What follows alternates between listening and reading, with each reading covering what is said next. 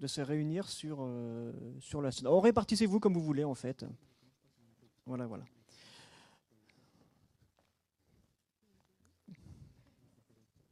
Allez-y, je vais vous laisser la place.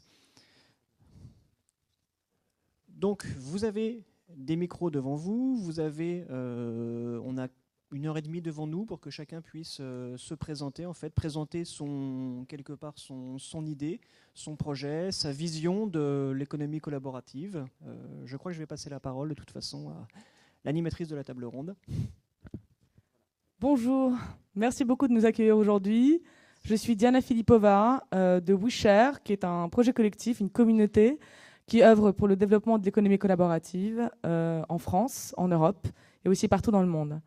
Donc cette année, il y a encore un an, à Web à Lorient, on entendait Antonin Léonard, fondateur de WeShare, nous parler de consommation collaborative.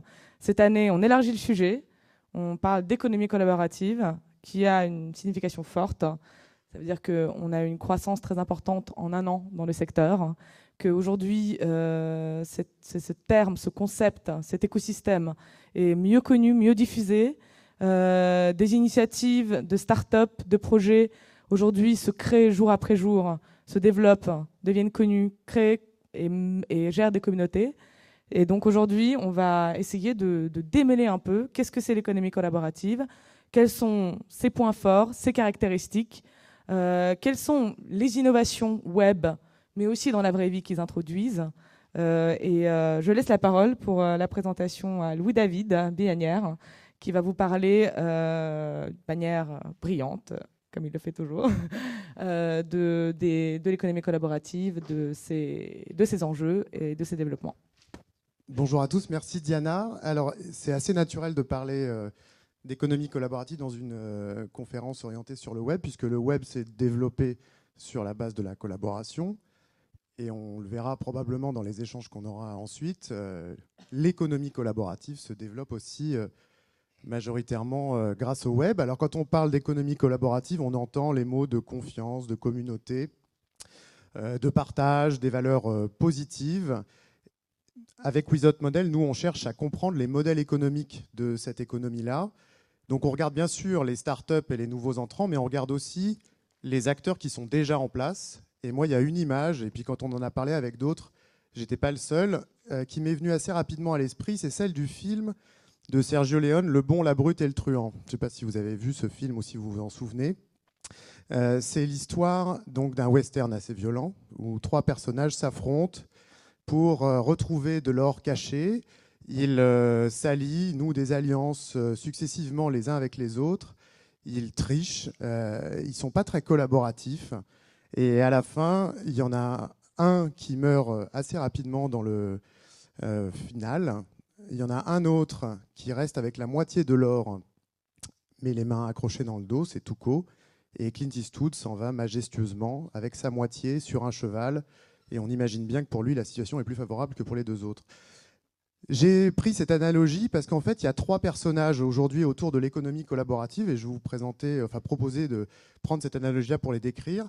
Il y a les nouveaux entrants. On en a de dignes représentants ici. Il y a les acteurs qu'on qualifie parfois d'historiques et puis il y a les géants du digital. Alors avant de commencer, il faut parler de l'or. Alors l'or, effectivement, Diana l'a bien rappelé, on est sur un sujet qui gagne de plus en plus d'attention, qui fait les unes des magazines économiques internationaux et américains. Il y a des événements de plus en plus massifs. Le WeShare Fest en mai dernier, qui a rassemblé plusieurs centaines, voire plusieurs milliers de personnes autour de ce sujet-là à Paris.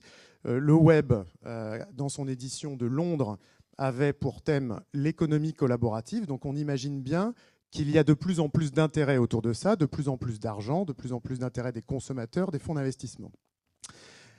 Jeremy Ouyang, dans son étude, qui est disponible sur Internet de Altimeter, identifie 3 facteurs, et il y en a un qui nous intéresse plus particulièrement, c'est le facteur de la technologie, et au-delà de ça, de la diffusion des technologies web, puisque probablement cette économie collaborative ne se serait pas développée à la même vitesse si les consommateurs, les utilisateurs, chacun de nous, n'avaient pas dans leurs mains des applications mobiles, enfin des mobiles d'abord, et puis ensuite les applications qui vont avec.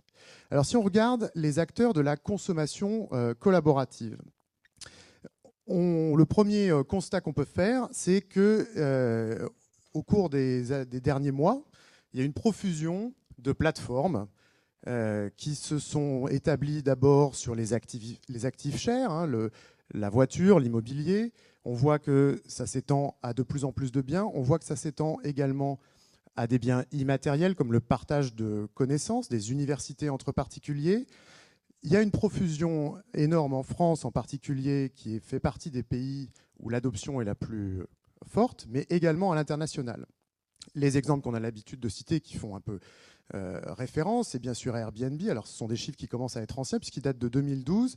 Valorisation supérieure à 1 milliard, plus de 10 millions de nuitées qui sont passées. Et un soir de décembre 2012, 38 000 personnes avaient dormi grâce à ce service, qui est absolument colossal quand on compare à la durée qu'il a été nécessaire pour les acteurs hôteliers de constituer un parc pouvant accueillir 38 000 personnes. Le point commun de beaucoup de ces initiatives, c'est qu'elles se construisent comme des plateformes et on voit bien qu'elles ont des courbes de progression qui sont orientées exponentielles. Ça ne veut pas dire que chaque plateforme, quand elle se crée, va pouvoir avoir cette courbe-là. Ce que ça signifie, c'est qu'il y a un mouvement de concentration, et c'est probablement un point qu'on discutera aussi pendant la table ronde, et qu'il y a un aspect qui est très important, qui est celui de la masse critique et de la taille critique pour pouvoir disposer d'une base de clients suffisante. Sur le financement participatif, là aussi, forte variété. Un exemple parmi d'autres, celui de Kickstarter. Chiffre de 2012, plus de 18 000 projets financés. La taille, si on la compare au fonds d'investissement européen, est tout à fait comparable. Ça voudrait dire que c'est la taille à peu près d'un fonds de private equity européen bien doté, 300 millions de dollars, 17 projets supérieurs à 1 million de dollars. Alors ce que montrent aussi ces chiffres-là, c'est qu'il y a aussi un phénomène de longue traîne où il y a beaucoup de projets qui sont moins financés et sur lesquels les assises sont plus faibles. Sur le financement participatif, on constate également une forte variété sur les modes de contrepartie. Certaines sont sur le mécanisme du don, d'autres fonctionnent sur du prêt et d'autres sur de l'equity. Évidemment, on ne parle pas de la même chose. Il y a aussi une diversité importante sur les types de projets qui sont financés. Il y a eu un gros effort au départ fait sur des projets plutôt culturels et on voit de plus en plus que ça touche l'entrepreneuriat et je pense que ça occupera aussi une majorité des discussions. Et ce qu'on voit aussi, c'est qu'au-delà du financement, la valeur pour les projets de recourir au financement participatif réside également dans la communication et certains conçoivent leur campagne de financement comme une véritable campagne de communication. Production collaborative, là on est sur des terrains qui sont plus émergents, on va dire, par rapport aux deux premiers. Ça a commencé avec cet exemple de la production collaborative immatérielle, Wikipédia, qui là aussi s'est établi avec des contributions énormes, je vous laisse regarder les chiffres, mais qui sont tout à fait significatives. Ce qui est intéressant, c'est qu'on voit que cette production collaborative, c'est-à-dire des gens qui se regroupent en communauté pour construire un actif, s'applique maintenant à des actifs physiques. Et on a cet exemple tout à fait intéressant et je vous engage à aller voir des vidéos de son fondateur. L'exemple, c'est Wikispeed. Alors, il a un nom qui laisse présager qu'il fait des choses formidables puisqu'il s'appelle Joe Justice et on aimerait tous avoir un nom qui laisse présager autant de fantasmes.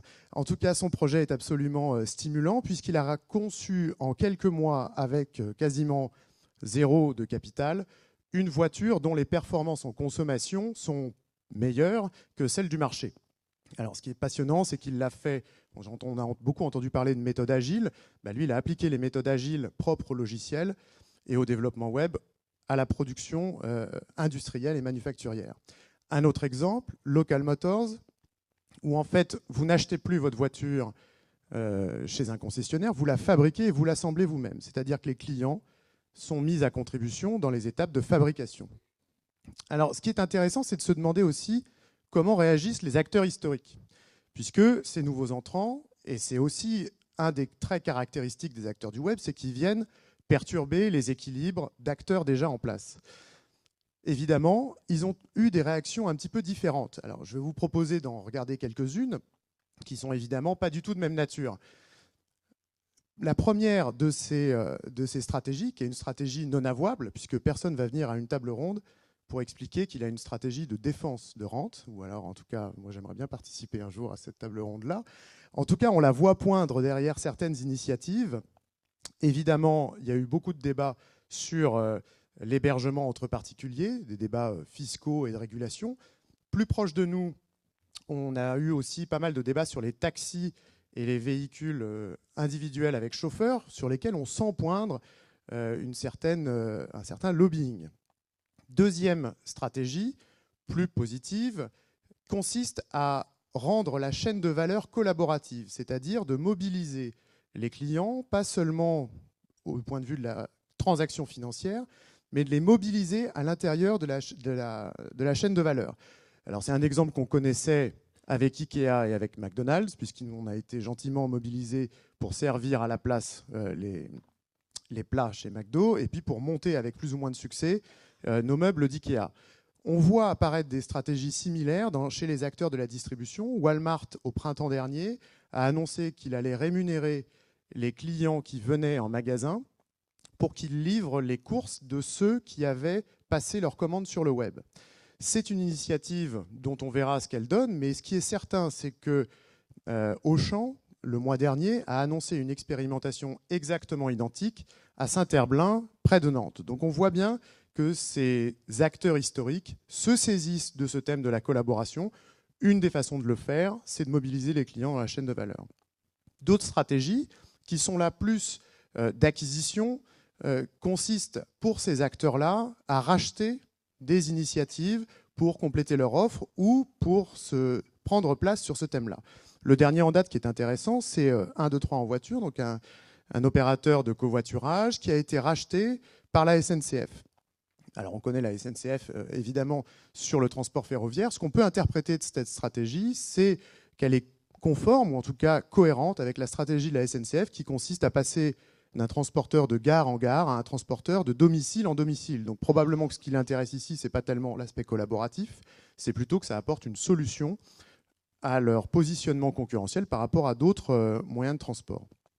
On a vu, et c'est probablement le nombre, en termes de nombre d'initiatives, celui qui est le plus important, beaucoup d'entreprises se lancer dans des partenariats. Je vous en présente un rapidement, c'est celui d'Auchan avec Quirky. Quirky, qui est une plateforme qui rassemble plusieurs centaines de milliers d'individus qui décident ensemble de produits à concevoir, qui les conçoivent et qui ensuite se les achètent de façon complètement désintermédiée. C'est des produits qui ne font pas rêver. Vous en voyez un ici. Ici, c'est une prise multiple qui a comme propriété absolument dingue de pouvoir s'enrouler autour des pieds d'une chaise. En tout cas, ça se vend à plusieurs centaines de milliers d'exemplaires, ou plusieurs milliers d'exemplaires, pardon. Et Auchan a mené un partenariat avec Quirky, d'une part pour vendre chez Auchan les produits qui sont développés par la communauté de Quirky, mais également pour mobiliser les clients d'Auchan pour créer de nouveaux produits qui seront ensuite vendus soit sur Quirky, soit sur Auchan. Ici, ce qu'on peut déceler de cette stratégie, c'est que c'est une façon pour Auchan de réaffermir son levier concurrentiel, ou en tout cas son levier de négociation par rapport aux industriels, un peu comme ils l'ont fait il y a 20 ans avec les marques distributeurs. Donc évidemment, ces entreprises-là, elles ont bien le sens de leur intérêt, et pour elles, le collaboratif, à l'aune de cet exemple-là, c'est aussi une façon d'avoir un levier concurrentiel dans un écosystème qui est de plus en plus complexe.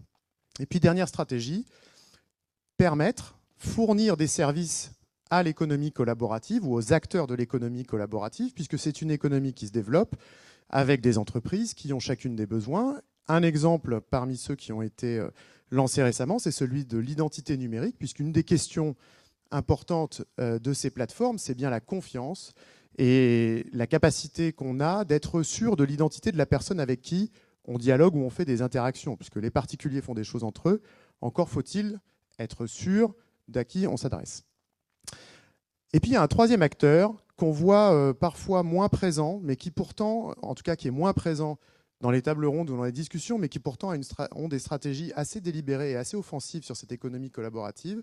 c'est les géants du digital. Alors, une initiative qui permet qui a le mérite d'être notée, c'est celle de Google Mine. Alors Mine qu'on peut interpréter soit comme la mine, soit comme le mien, et qui pourrait devenir la méta-plateforme de la collaboration, puisque c'est un service qui permet à chaque utilisateur de Google, d'un service Google, de déclarer les biens dont il a besoin, ceux qu'il possède et qu'il est prêt à mettre à disposition des autres, d'une façon ou d'une autre, que ce soit en prêt, en location, etc. Et puis il y a un autre gros acteur. Alors juste sur Google, il y a aussi un point intéressant, et pour faire le lien avec le financement participatif, Google Ventures a investi une somme importante dans Lending Club, qui est un acteur du financement et du prêt entre particuliers.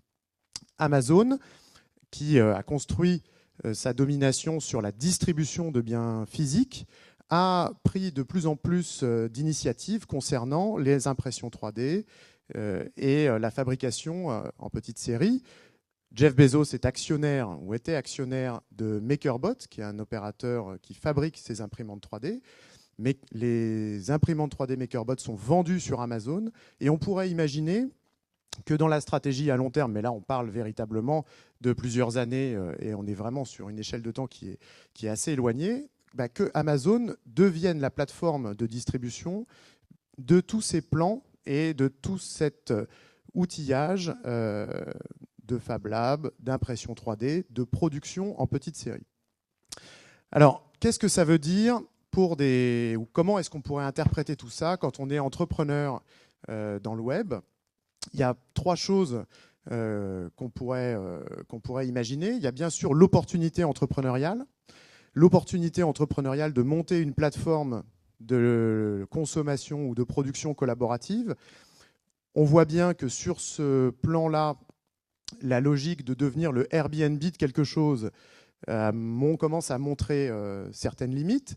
Donc il y a probablement du renouvellement. On voit aussi que c'est un marché où les acteurs deviennent de plus en plus gros, où les tailles de communautés sont de plus en plus importantes, donc où la barrière à l'entrée est probablement de plus en plus forte. Les deux autres possibilités sont sûrement à la fois plus simples et concernent plus d'acteurs. La première, c'est d'utiliser les services de l'économie collaborative. Le crowdfunding en particulier et le prototypage, ça permet de raccourcir les cycles de production, les cycles de développement, d'aller plus vite à un contact marché à un coût réduit. Et ça, on peut dire que ça concerne ça concerne toutes les startups, quel que soit le métier dans lequel elles exercent, quel que soit leur secteur d'activité. Et puis, il y a une piste, moi, que je trouve assez stimulante, qui est de mobiliser les communautés au sein même de son business model. Et là, c'est le crowdsourcing particulièrement, c'est-à-dire faire appel aux individus pour collecter des informations, les renseigner, les améliorer. Et on voit bien que parmi les acteurs qui ont renversé certains métiers bien établis, on a parlé de Wikipédia tout à l'heure, mais on peut parler aussi d'OpenStreetMap qui est en train de cartonner totalement l'industrie de la cartographie. Ces nouveaux acteurs, avec un niveau de capital complètement ridicule, ont réussi à prendre une position dominante parce qu'elles ont su mobiliser les individus dans la production même de leurs services. Alors, pour conclure, et puis pour laisser la place à ceux qui font, je rappellerai juste la phrase qui, moi, m'a le plus interpellé dans ce film formidable de Sergio Leone. Le monde se divise en deux catégories, ceux qui ont les pistolets chargés et ceux qui creusent. Toi, tu creuses.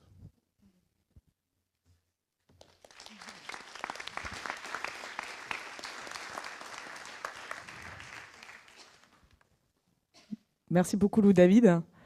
Pour rebondir sur la question des géants du web comme Google et Amazon, ils ont aussi une frappe particulièrement importante parce qu'ils ont fait les choses à l'envers. Ils ont commencé par attirer les utilisateurs en très grand nombre, avoir une communauté absolument énorme qui utilise des services qui n'ont rien à voir avec l'économie collaborative, et maintenant possède en fait on peut dire justement une balle chargée, un pistolet chargé pour lancer des services sur une communauté qui existe déjà.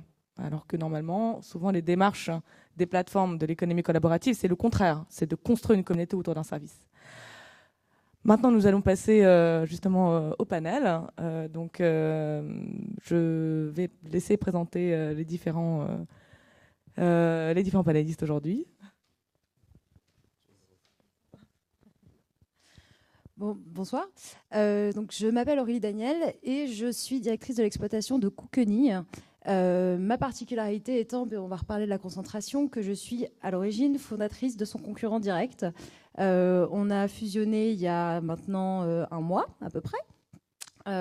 Donc Beyond Croissant, l'ancienne entreprise que je dirigeais, a été lancée il y a environ un an. Cookening est sorti en bêta privée à peu près 2 mois après.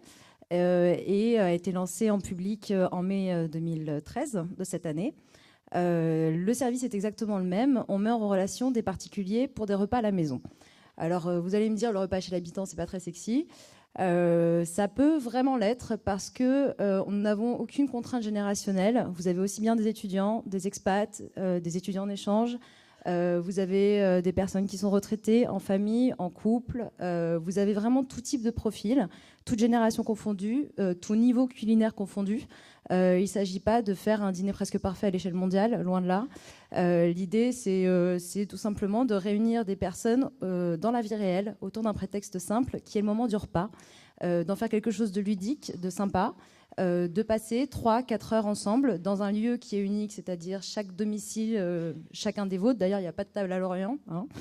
De proposer de rencontrer des gens qu'on n'aurait pas rencontrés autrement. Les 2-3 heures qu'on va passer ensemble vont permettre d'avoir un véritable échange qui dépasse le tweet ou même n'importe quel site de rencontre ou n'importe quelle conversation sur Facebook, d'en profiter pour passer un moment privilégié autour d'une table. Donc voilà le concept de manière générale. Très concrètement, c'est bon pour une slide suivante, du coup, je ne sais pas si... Merci. Très concrètement, vous allez vous connecter sur... c'est ma table tout en haut, en fait, j'ai un repas vendredi. Vous allez vous connecter sur Cookening. Vous allez pouvoir indiquer si vous cherchez à dîner, à bruncher, à prendre un apéritif. Vous allez pouvoir préciser votre fourchette de prix aussi, puisque les autres, il y a des prix sur les profils, proposent une contribution, chacun, qui va être payée par personne. L'idée, c'est que vous allez chez quelqu'un que vous ne connaissez pas. La moindre des choses, c'est de participer à la préparation du repas. Vous avez la possibilité de cuisiner avec lui s'il accepte. Moi, personne ne rentre dans ma cuisine, mais il y a des gens qui seront très contents de faire participer à la préparation des macarons et à montrer comment ils le font. Et puis, chacun précise les langues qu'il parle, celles qu'il ne parle pas, se présente en quelques mots. Et vous allez pouvoir parcourir tous ces profils et dire toi, tu as l'air sympa, j'aimerais bien venir dîner chez toi. L'application première, c'est quand on voyage. J'ai envie de découvrir Paris différemment. Je vais aller directement chez un Parisien. Il va me dire où il sort, il va me dire où il boit, il va me dire ce qu'il faut que j'aille voir. Et en plus, il va me faire découvrir sa culture culinaire. Et en plus, ça se trouve, sa culture culinaire à lui, c'est qu'il est d'origine italienne et que je vais manger les meilleures lasagnes du monde. Ça, c'est la première chose. La deuxième, c'est quand on est expatrié ou nouvel arrivant dans une ville. Moi, quand je suis arrivée à Paris, j'aurais rêvé d'avoir ce service-là, parce que c'est difficile de s'intégrer dans une ville, quelle qu'elle soit. Ce serait pareil si je m'installais à Lorient demain. Quand on est expatrié, c'est le même débat. Quand on est étudiant en échange, on reste très souvent entre internationaux, c'est exactement le même débat. On essaie tout simplement de rapprocher les gens autour d'une table. Sur les profils, justement, je sais pas, Christelle, s'il te plaît. Oh, c'est pas grave. Sur les profils, chaque personne va mettre, on incite, merci beaucoup, on incite les personnes à mettre un maximum d'informations, mais qui puissent être publiques, c'est-à-dire des informations. Mon profil Cookening, n'importe qui peut le voir et ça ne me pose aucun problème. C'est pas un profil Facebook, on n'est pas en train de poster des données personnelles en permanence. On met quelques photos de ses plats, ça permet à peu près de juger voilà, si ça va être plutôt niveau spaghetti carbonara ou si on va faire entrée, plat, dessert et repas gastronomique. Il y a vraiment de tout. On va avoir quelques photos du lieu si la personne a décidé d'en mettre. On va avoir quelques informations du type est-ce que je peux fumer chez toi, est-ce que je peux y manger sans gluten, est-ce que moi je suis allergique au lactose, est-ce que ça pose un problème, pour faciliter au maximum la rencontre et tout simplement qu'il y ait juste le gros bouton contacter l'autre, donc qui va bientôt changer, qui va s'appeler participer, mais il y a juste un gros bouton, on s'envoie 2 mails et on se voit. Il ne s'agit pas d'essayer d'entretenir cette overdose de réseaux sociaux qu'on a tous.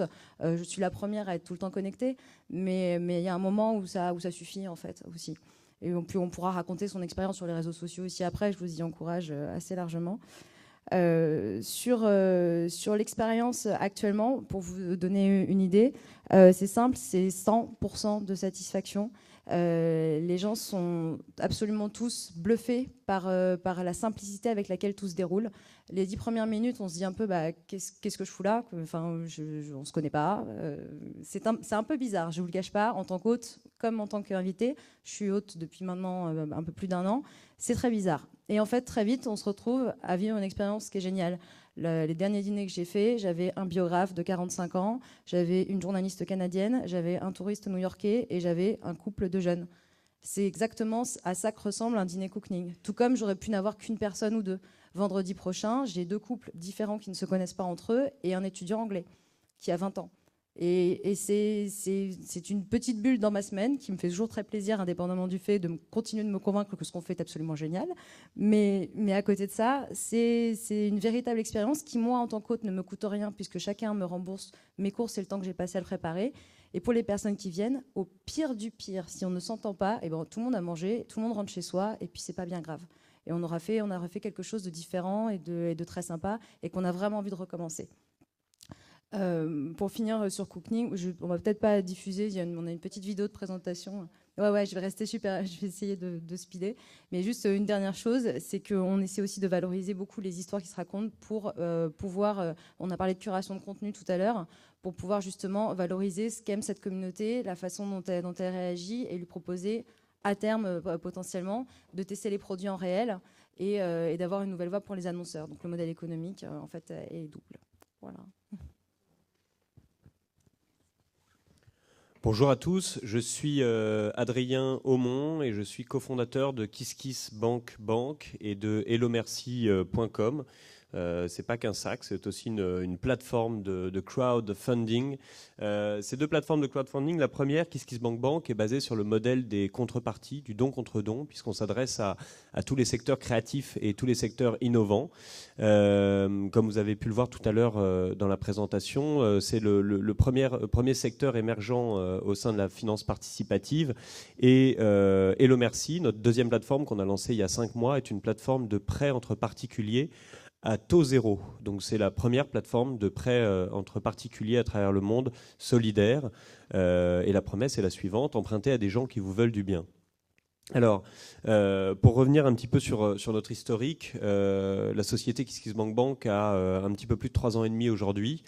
Et si on prend simplement KissKissBank, en 3 ans et demi, nous avons financé, ou la création et l'innovation a financé à travers notre plateforme leur projet à hauteur de 9,5 millions d'euros. On fait 400% de croissance tous les mois depuis tous les ans, depuis 1 an, enfin depuis 3 ans et demi. Quand on a commencé cette aventure, même notre famille se moquait pas mal de nous. Ça a fait rigoler pas mal de gens autour de nous.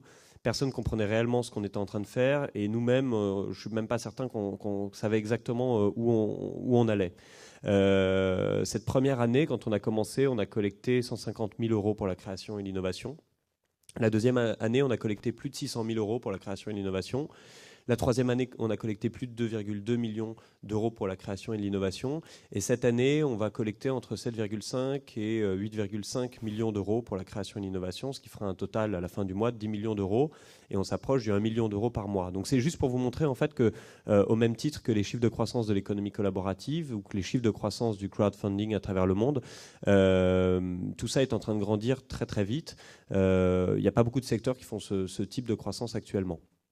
Alors, que dire de plus pour se présenter rapidement, et on aura le temps d'évoquer tous ces sujets par la suite à travers cette table ronde. Le nerf de la guerre, et on l'évoquera juste après, c'est la communauté. On collecte pas de l'argent comme ça, l'argent ne tombe pas du ciel ou vient pas des 4 coins du web. On a vu qu'il y avait, je crois, plus de 17 projets sur Kickstarter aux États-Unis qui étaient au-dessus des 1 million de dollars. Ce qui est important de savoir, en fait, c'est qu'il est presque aussi facile de déposer un projet sur KissKissBank qu'une vidéo sur Dailymotion, mais il est presque aussi difficile de faire 1 million d'euros sur KissKissBank qu'il est difficile de faire 1 million de vues sur YouTube. C'est-à-dire que c'est pas évident. On n'a pas des tonnes et des tonnes de youtubeurs qui font plus d'1 million de vues. Et quand vous regardez les 17 personnes qui sur Kickstarter collectent plus d'1 million de dollars, ils sont pas nés de la dernière pluie, ces gens-là. C'est des gens, quand vous regardez leur track record, c'est des gens qui ont déjà vendu 1, 2, 3 sociétés, qui ont le numéro de portable du patron de Wired. C'est des gens qui ont une grande communauté, ou en tout cas une certaine aura dans les secteurs dans lesquels ils évoluent. Alors, une fois qu'on a compris ça, ça permet de mieux comprendre les chiffres clés des plateformes de crowdfunding, parce que finalement, on a certains indicateurs un peu plus forts que certains de nos concurrents, d'autres indicateurs un peu plus bas, mais les indicateurs, en tout cas, de plateforme en plateforme sont assez similaires, puisqu'un projet moyen sur KissKissBankBank est un projet à hauteur de 4 000 €. Et le projet moyen sur Kickstarter, même avec ses projets très, très élevés, est de 6 000 $. Si on fait la conversion, on est exactement dans le même jus. Donc ça reste quand même des plateformes d'émergence, de test du produit, de test de son entreprise, de son initiative auprès de sa communauté. Et si on veut grossir ce montant moyen, et bien évidemment, il va falloir avant tout grossir sa communauté. Donc la communauté est le nerf de la guerre dans cette histoire. Et d'une certaine manière, si on se projette à quelques mois ou quelques années, votre communauté, on peut presque se demander si ce n'est pas votre prochain capital, en fait. Donc voilà, on évoquera ça après, mais pour revenir un petit peu sur ce qui a pu être dit tout à l'heure, d'une certaine manière, le Web 1.0, c'est un peu comme si on disait mieux qu'un ami, un client. Ce qui serait d'un cynisme abominable. Et l'économie collaborative, ce serait retourner cette blague par mieux qu'un client, un ami. Donc on revient en arrière, et c'est quelque chose qu'on dit souvent dans les milieux créatifs, c'est que mieux qu'un public, une communauté. Le public n'est pas engagé, le public est volatile. Une communauté, elle est en adhésion, elle vous donne la main et elle vous accompagne. Voilà, le web collaboratif, pour finir sur cette présentation, et c'est un petit peu comme le dit ce groupe à la mode en ce moment qui s'appelle Fauve, 2 milliards de mains sur 2 milliards d'épaules. Donc on est capable désormais d'être tous interconnectés et de faire les choses ensemble. Néanmoins, et on verra par la suite, c'est pas non plus le monde des bisounours. Il y a des gens qui sont dans des modèles économiques capitalistiques, il y a d'autres modèles qui sont solidaires, il y a des modèles qui sont spéculatifs. C'est un monde complet, pluriel, au même titre que toutes les plus grandes innovations. On fait le bien et on fait le mal aussi sur Internet. Et on le verra par la suite que l'imprimante 3D est potentiellement une invention aussi grande que l'économie collaborative qu'Internet avant nous, puisqu'on peut fabriquer des prothèses et aussi un flingue.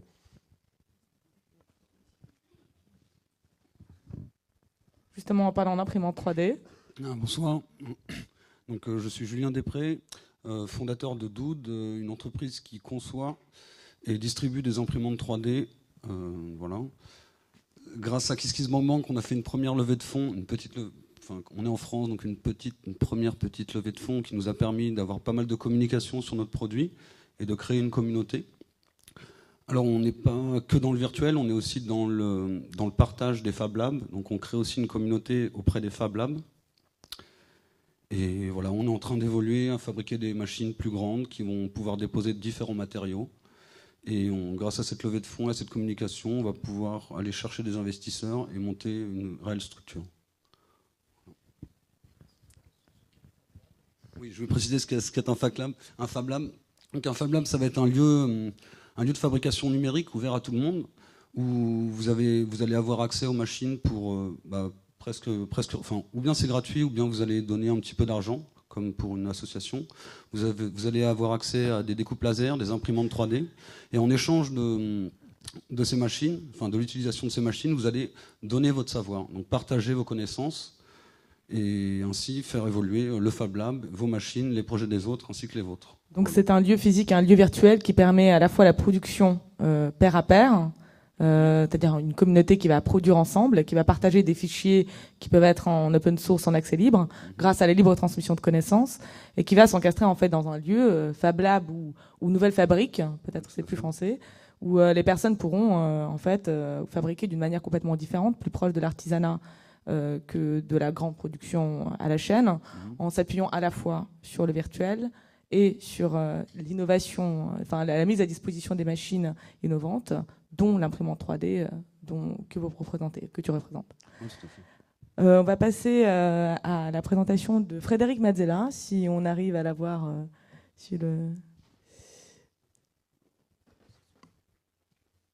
sur la vidéo.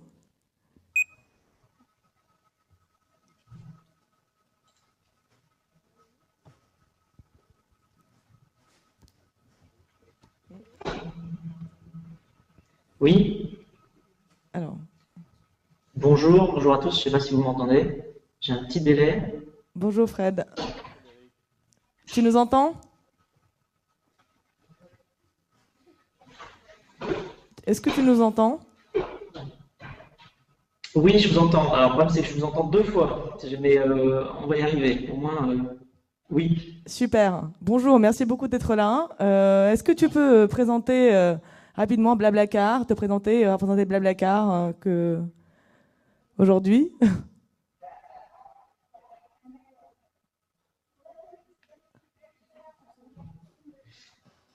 Alors, oui, alors donc aujourd'hui, et puis par le passé, donc aujourd'hui, Blablacar, c'est une belle aventure puisqu'on est une centaine de personnes réparties dans 6 pays, donc avec la plus grande partie des gens qui sont sur Paris, donc environ 65 personnes, et puis le reste des gens qui sont éparpillés en Europe ailleurs, donc on a Madrid, Milan, Hambourg, Varsovie et Londres.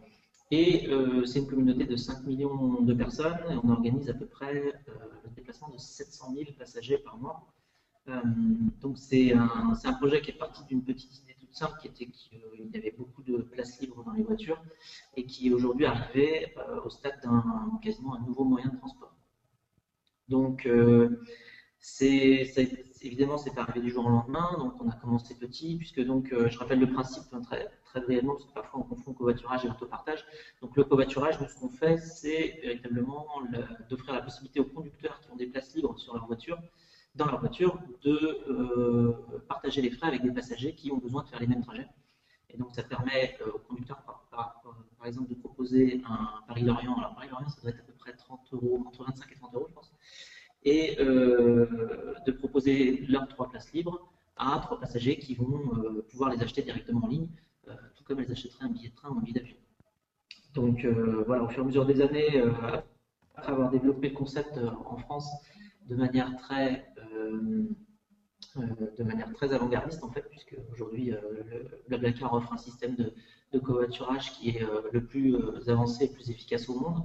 Eh bien, on a commencé à s'étendre internationalement puisqu'on avait une opportunité, étant donné que dans tous les pays quasiment frontaliers de la France et même plus au-delà, il n'y avait pas de covoiturage. À part en Allemagne où c'était une activité qui existait depuis pas mal d'années, notamment parce qu'il y avait eu un développement sur le terrain suite à une exclusivité qui avait été donnée à la Deutsche Bahn qui a fait que le covoiturage s'était développé un peu en réaction à cela.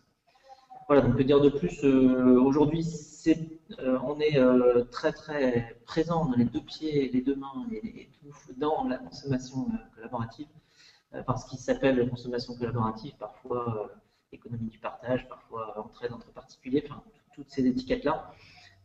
Et ce qu'on remarque, c'est un peu comme les autres acteurs qui ont parlé avant, et notamment Kockelning et KissKissBankBank, que la plus grande valeur est la communauté et qu'il faut construire une confiance entre les membres de cette communauté-là. Je pense que c'est un sujet sur lequel on reviendra.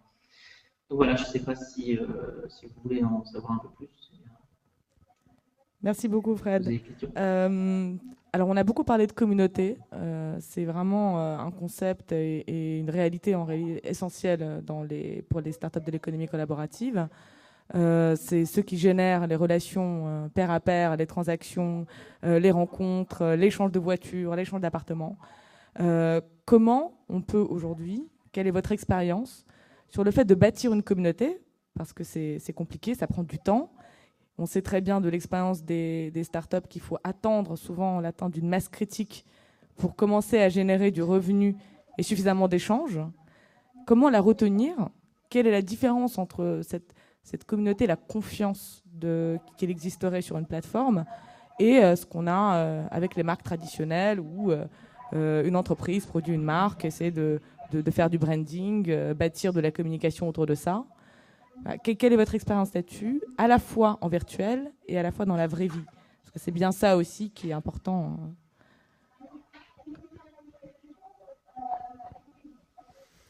Alors, il y a deux modèles de communauté, en tout cas si on parle de nos entreprises respectives. Il y a la communauté de l'entreprise et puis il y a la communauté que nos utilisateurs vont devoir créer. En fait. C'est deux angles différents. C'est-à-dire qu'il y a des services qui vont avoir besoin de créer une masse critique suffisante pour que le service puisse fonctionner. Et il y a des services comme le nôtre où en fait il n'y a pas vraiment besoin de cette masse critique. Alors cette masse critique va donner de l'ampleur à l'initiative et à la proposition, mais le système fonctionne sans cette masse critique. C'est-à-dire que tout simplement notre outil est un outil qu'on donne aux porteurs de projets, aux créateurs de projets, afin de mobiliser leur propre communauté pour venir financer leurs projets.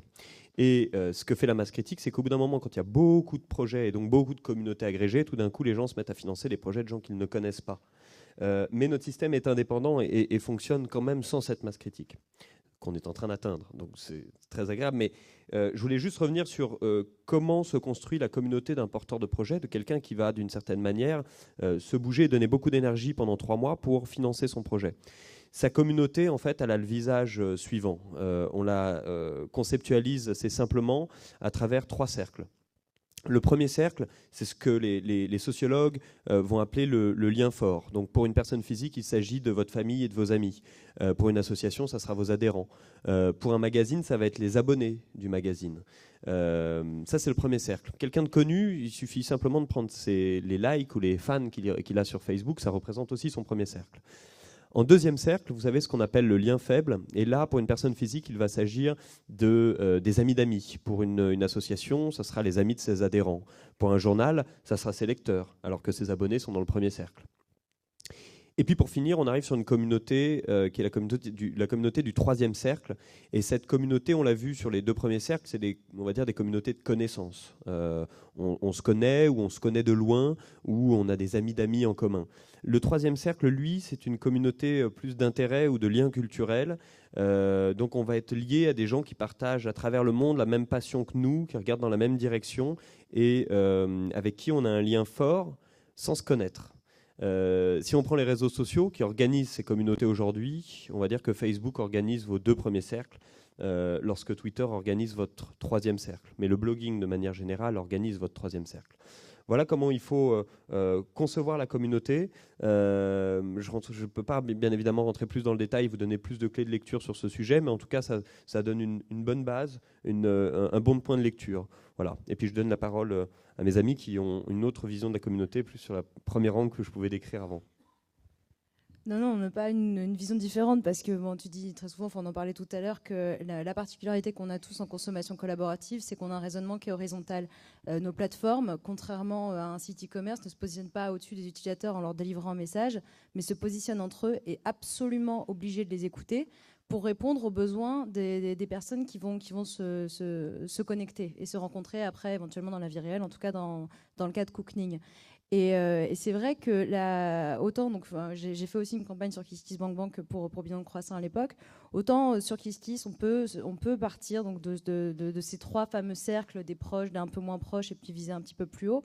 Autant pour des services comme Cookening, on est obligé d'être partout en fait. On est obligé en permanence, et beaucoup plus peut-être que pour beaucoup de projets entrepreneuriaux, d'être enjoué à fond sur son projet, etc., de l'être en ligne, de l'être sur tous les réseaux sociaux possibles et imaginables, avec une cible aussi grande en plus, tant géographiquement qu'en termes de tranche d'âge, d'habitude de consommation, c'est un casse-tête monumental. Le seul vraiment véritable argument qui est le nôtre et qui est extrêmement fort, c'est les retours de la communauté elle-même et le fait de faire de chacun des utilisateurs un ambassadeur. À partir du moment où il est satisfait, peut-être encore plus que pour une marque traditionnelle, il va en parler autour de lui parce qu'on n'a pas eu besoin de le convaincre de manière, encore une fois, verticale, mais c'est un autre utilisateur qui l'a convaincu, qui lui-même va convaincre un autre, etc.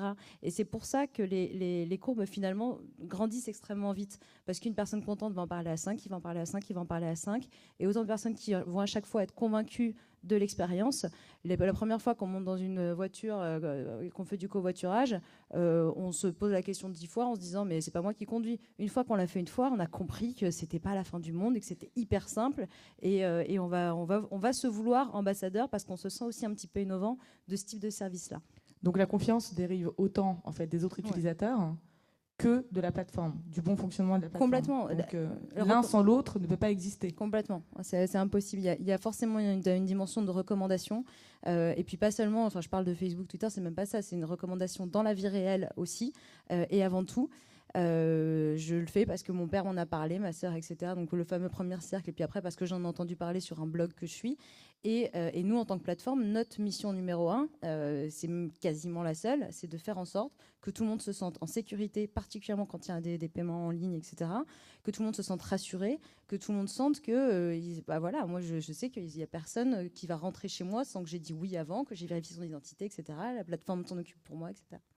Donc il y a un contrôle aussi par la plateforme de la qualité des services des autres. Oui, exactement. Comment ça s'organise? C'est dans la sélection, dans la gestion du jour le jour? En fait, on a tout un système. Alors, s'agissant de Cookening, on a tout un système qui nous permet de vérifier les numéros de téléphone, l'identité numérique. L'identité, donc sans passer par la poste, mais on filtre énormément en fait n'importe quelle table. On les contacte systématiquement. Chaque hôte reçoit même très souvent plusieurs mails pour savoir ce qu'il propose pas, être bien sûr qu'il est transparent, être bien sûr que c'est lui. Et en fait, il y a quasiment pas de doute, même quand on visite la plateforme, parce que les données qui sont communiquées, c'est bon, c'est un être humain, il n'y a pas de problème. Et le fait que de toute façon, il y ait une rencontre physique, on n'est pas, encore une fois, sur un service virtuel.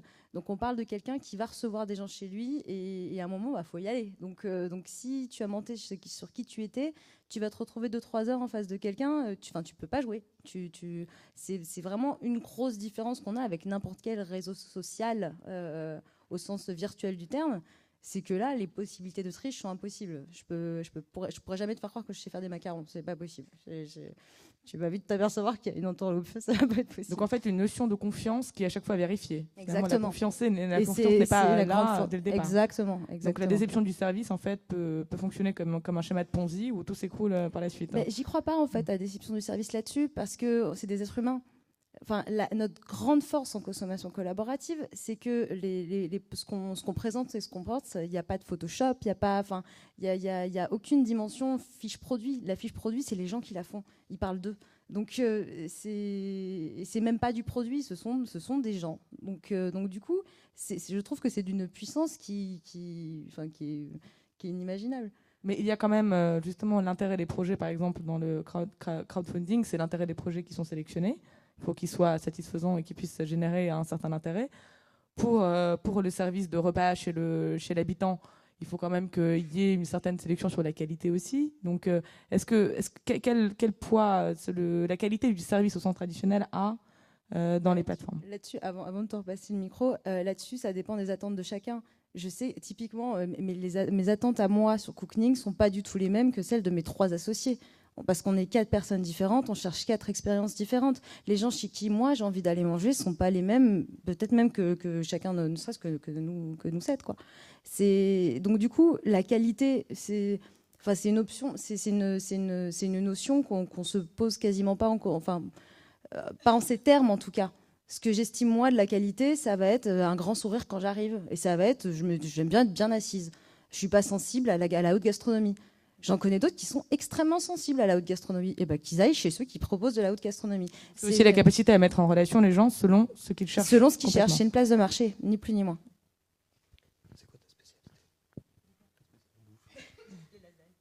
Voilà, donc la spécialité d'Aurélie, c'est les lasagnes. Donc en gros, si Aurélie se met à nous faire des lasagnes dégueulasses, moi je reviendrai plus jamais chez Aurélie. Mais en revanche, je ferai confiance à Cookening. C'est-à-dire que c'est au même titre. Moi, j'ai un pote qui m'a fait une grosse crasse hier. J'en veux pas à Facebook. Et j'en veux pas à Facebook. Il m'a fait une saloperie. C'est à lui que j'en veux, quoi. Pas au réseau social qui nous met en relation au quotidien.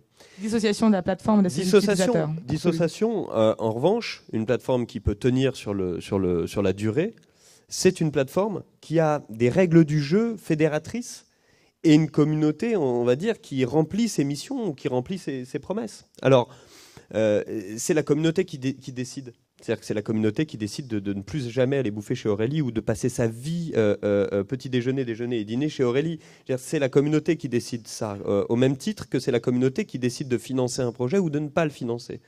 Est-ce qu'il est sérieux? Est-ce que la faisabilité du projet nous semble juste? Est-ce que cette personne est elle-même fiable?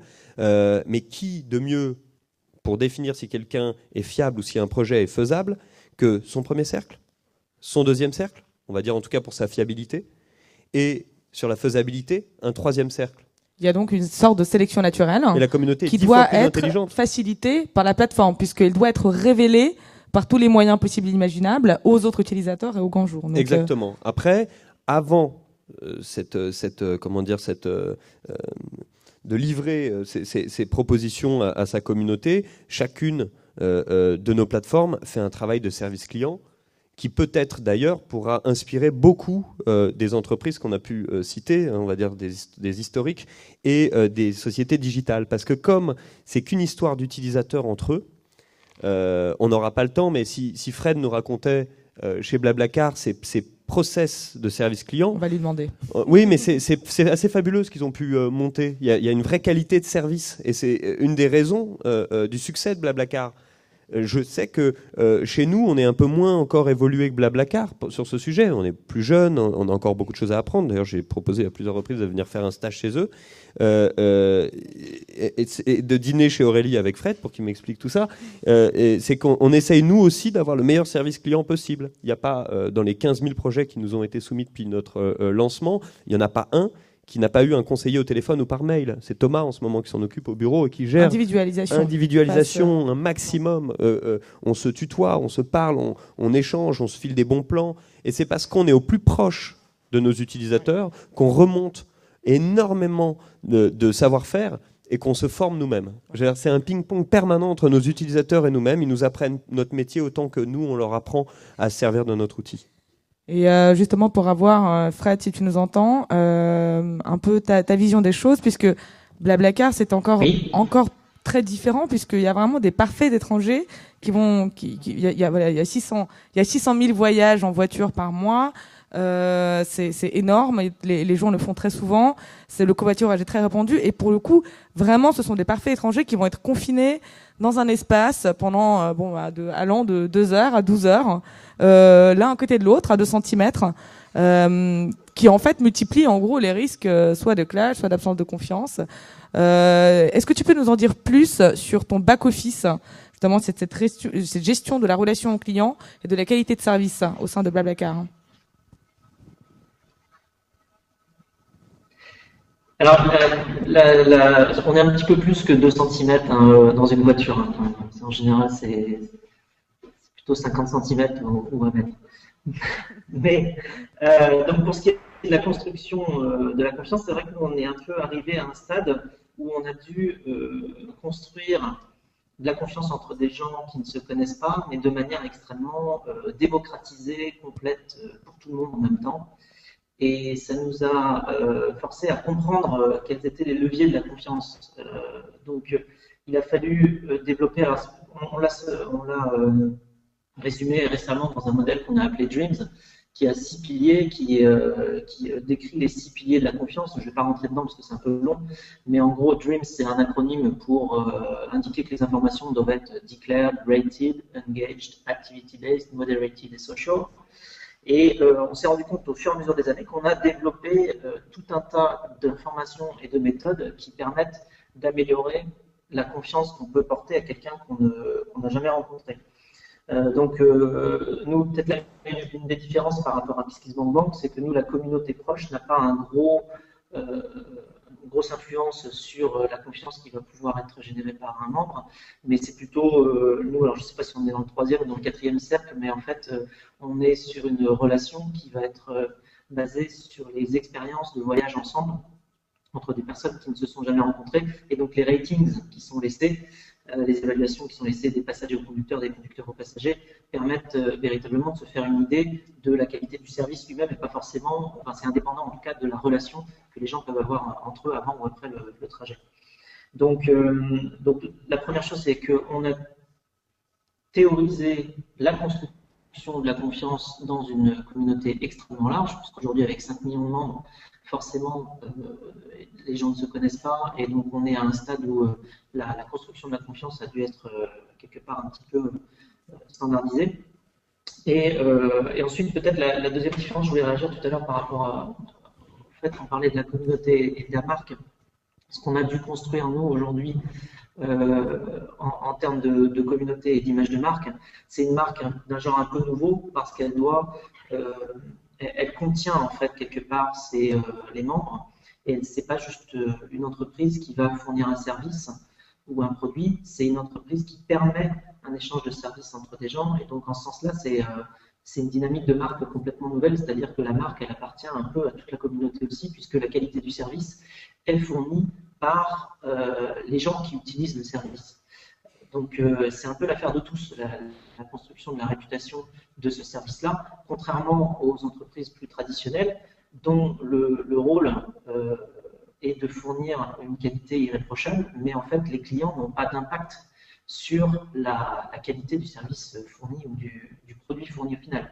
Nous, par opposition, la qualité du service résulte directement de la qualité des interactions que les gens auront entre eux. Même si nous, on a évidemment un grand travail de rapidité et d'efficacité au niveau de la plateforme, il y a un travail, enfin, il y a un comportement qui va construire de la confiance et qui émane, lui, directement de la communauté. Donc voilà.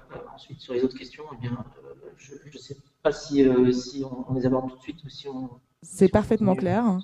D'ailleurs, selon une enquête justement réalisée par Blablacar, on ferait presque autant confiance à un parfait étranger qu'à ses amis lorsque le parfait étranger a une identité vérifiée, qu'il est bien noté.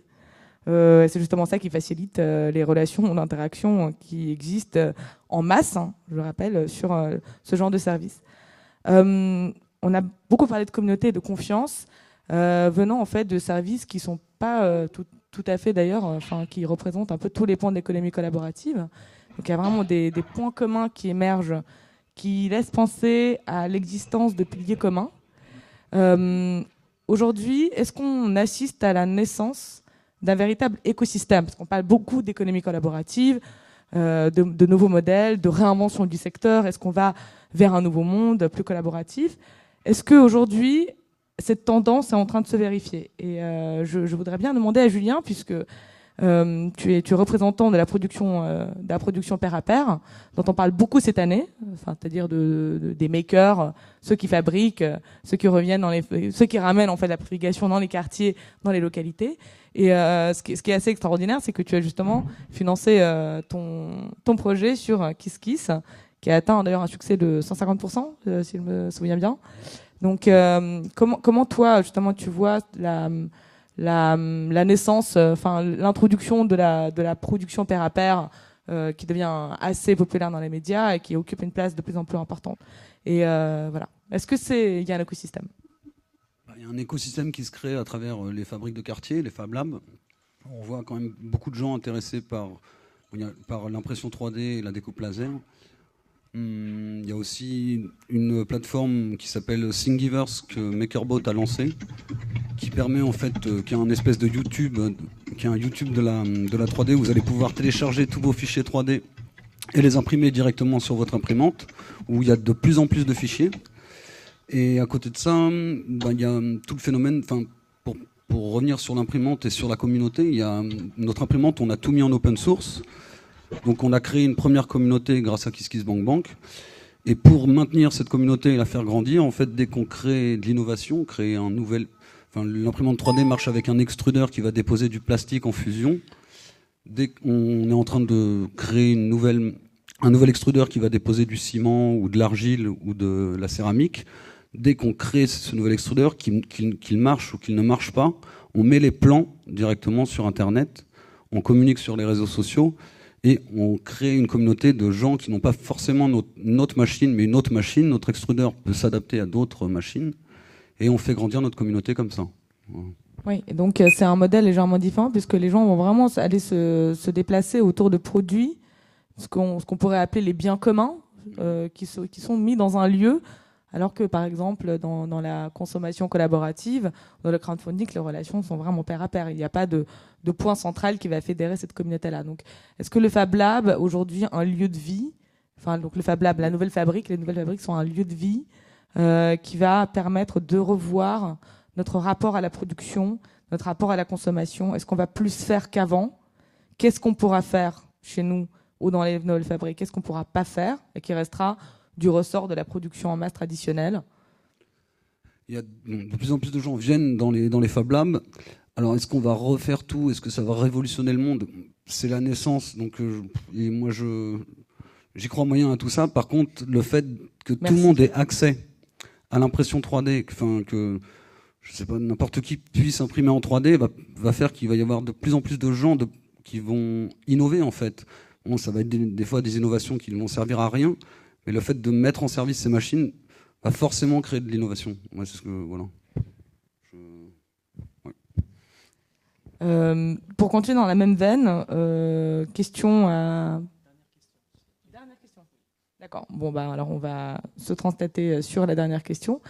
Quels sont les meilleurs conseils que vous, spécialistes de l'économie collaborative, qui avez testé cela en fait, qui a maintenant accumulé des outils énormes, des connaissances sur comment on manage une communauté, comment on peut appliquer ces outils aux startups, aux entreprises qui ne sont pas nécessairement collaboratives?